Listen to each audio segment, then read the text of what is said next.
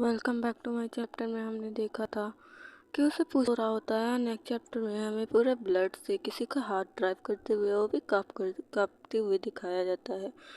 और यहाँ पे होती है हान की आंट, और हान की आंट के साथ होती है हान की मॉम, जो एक राइफल के साथ पूरे ब्लड से सनी हुई रहती है। यहाँ पे उसकी आंट बोलती है कि हमें किस डायरेक्शन में जाना चाहिए, कि हमें कहीं और जाना चाहिए, तो वो कहती है कि नहीं, मैंने जैसे कहा है तुम्हें वैसा करना चाहिए, मैं जो बोल रही हूँ वो करो। तो उसकी आंटी जो रहती है घबराते हुए कहती है, क्या हमें जो है इस तरफ जाना चाहिए, हमें वहाँ नहीं जाना चाहिए, क्या हमें कार को सच में छोड़ना चाहिए। और ऐसे कहकर वो घबराते हुए बोलती है, वो कहती है कि हाँ, इस कार को यहीं जला दो। और ऐसे वो सुनकर झटका खा जाती है। यहाँ पे हान की जो मॉम रहती है वो बिल्कुल भी सर नहीं घुमा रही होती है, और यहाँ पे उसकी आंट जो रहती है मायूस हो जाती है।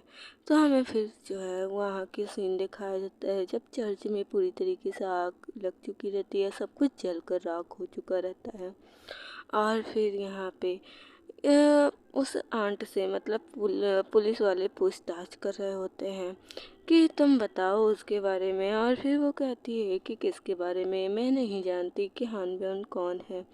और यहाँ पे वो ऐसे बोल रही होती है तो उसकी जो पुलिस की मतलब हेसू की जो फ्रेंड की असिस्टेंट रहती है वो बोलती है कि नहीं, यहाँ पे कुछ गड़बड़ है। तो यहाँ पे वो हेसू की फ्रेंड एक लिफाफा मांगती है, कुछ पिक्चर्स, कहती है कि अगर तुम नहीं हो तो बताओ कौन है, इसमें फिंगरप्रिंट भी है, ये राइफल भी तुम्हारे नाम से है, मतलब तुम लोग की कनेक्ट में आ रहा है, तो बताओ कौन है, फिर तुम कैसे नहीं जानती उसको।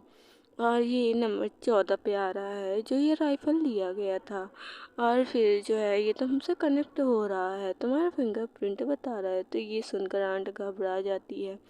यहाँ पे उस मोमेंट को याद करती है जब वो हान की मोम को पिकअप करने आई थी। यहाँ पे वो बोलती है, क्या तुमने राइफल फेंक दिया, पिस्टल फेंक दिया। तो उसने कहा हाँ, मुझसे वो पिस्टल खो गया है। मतलब उस टाइम हान की मोम ने झूठ बोला होता है। यहाँ पे जो हेसू की बातें याद करती है कि वो खुद बोलता है कि अपने गुनाह को कवर कर लो, नहीं तो फंस जाओगी बहुत बुरी तरीके से। तो यहाँ पे वो कांपने लगती है और कहती है कि नहीं नहीं, मैंने कुछ भी नहीं किया है, मैंने तो बस ड्राइव करके उसे लेकर आया था, और मैं बस उसे पिकअप की थी, और कुछ भी गलती नहीं है मेरी, मेरा तो कोई हाथ ही नहीं है उसमें। तो यहाँ पे जो हेसू की फ्रेंड रहती है वो सारा मामला समझने लगती है। वो कहती है कि फिर कौन है, क्या तुम हमें बता सकती हो, और अगर तुम अपना गुनाह खुद कबूल कर लो तो ज़्यादा बेटर है। तो वो कहती है कि हाँ, मैं बता सकती हूँ। तो यहाँ पे वो हान की मॉम का नाम लेती है, जिसका नाम दूसरा है इस टाइम। यहाँ पे हमें दिखाया जाता है जो हान की मोम रहती है वो लीडर बन चुकी होती है, प्रेसिडेंट बन चुकी रहती है, जिसे सब लोग कांग्रेस कर रहे होते हैं, सारे प्रेस रिपोर्टर आए रहते हैं, मीडिया वगैरह सब सोशल मीडिया पे सब चर्चे कर रहे होते हैं, हैंडशेक कर रहे होते हैं कि तभी एंट्री होती है हेसू की फ्रेंड की, जिसे हान की मोम देखती है तो थोड़ा हैप्पी होती है। लेकिन उसने सोचा नहीं था कि ऐसा कुछ मोमेंट्स आएगा।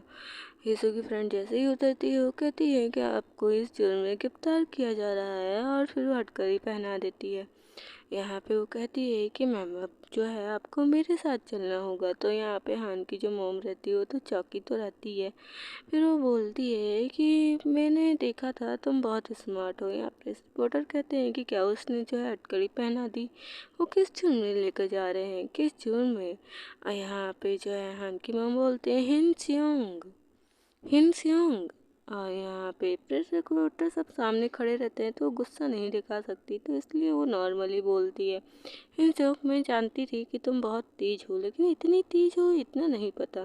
तो वो कहती हैं कि मैं भी जानती थी कि आप भी तेज हैं, लेकिन इतनी तेज है मुझे भी नहीं पता था। ऐसे कहकर जो है वो मुस्कुराने लगती है। और नेक्स्ट सीन में हमें किसी का पास्ट दिखाया जाता है जो सोच रहा होता है अपने कुछ दिन पहले की बातों को। ये होता है हान, जो मुस्कुराते हुए कहता है कि चाहते क्यों कि तुम मुझसे मिलोगे नहीं। तो यहाँ पे चाहते बड़े मायूसी से और शांति से खड़ा रहता है। यहाँ पे हान कहता है कि हाँ, मैंने वो रिपोर्ट देखा, मैंने वो सारे डॉक्यूमेंट्स देखे, सन ऑफ फादर की, और यहाँ पे वो चौंक जाता है कि क्या बात कर रहा है। तभी हान आगे बढ़ता है और उसके सीधे शोल्डर पे गिर जाता है, क्योंकि ये ड्रिंक किया है ओवरलोड। जिसे जो चाह रहता है डांटते हुए कहता है क्या तुमने ज़्यादा ड्रिंक नहीं कर ली है। हान जो रहता है उसके गले लगते ही ब्लश करने लगता है। वो कहता है कि नहीं नहीं, मैंने इतना ड्रिंक भी नहीं किया है। और यहाँ पे जो चाह रहता है उसे कहता है कि तुम दूर हो गए। तो हान बोलता है, तो फिर वो कहता है क्या। तो कहता है that thing in your room, क्या हमें तुम्हारे रूम में चलना चाहिए। ऐसे जो चाह रहता है वो थोड़ा समझ नहीं पाता कि क्या बात है।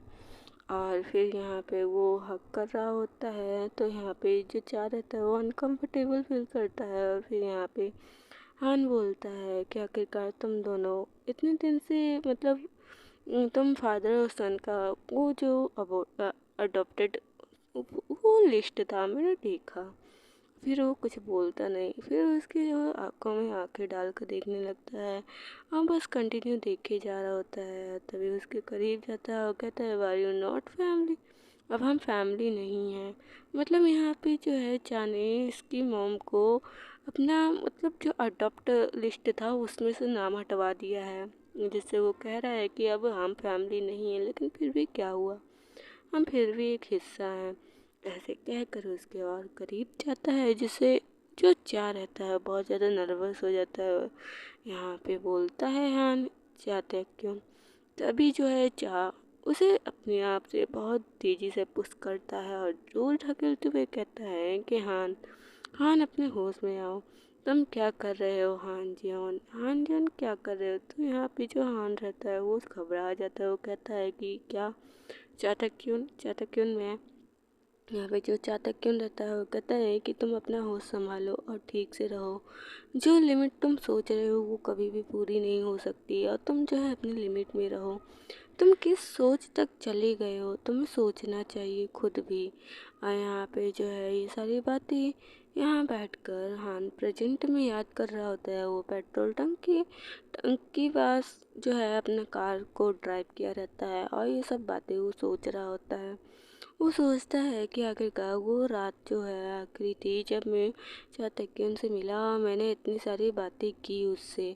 और फिर जो है इतनी बातें मतलब मुझे नहीं कहना चाहिए, मुझे कुछ देर और रुक जाना चाहिए था। जब उसने कहा कि हाँ ये सब गलत है, ये सब सही नहीं है। और वो फिर से याद कर रहा था जब उसने लास्ट बार देखा था उसके खोने से पहले। तभी जो है हान का फ़ोन काफ़ी तेज़ से वाइब्रेट होता है, तो वो चौंक जाता है कि आखिरकार कौन है। वो कॉल उठाता है और कहता है हेलो। और वो हेलो करता है उसे बहुत स्ट्रेंज जाना पहचाना सा आवाज़ लगता है। और उसकी आवाज़ जो रहती है वो बोलता है कि हान क्या तुम ठीक हो। और यहाँ पे जो हान रहता है वो समझ जाता है कि ये कौन है। वो आवाज़ से पहचान जाता है और कहता है चातक क्यों तुम हो ना ये।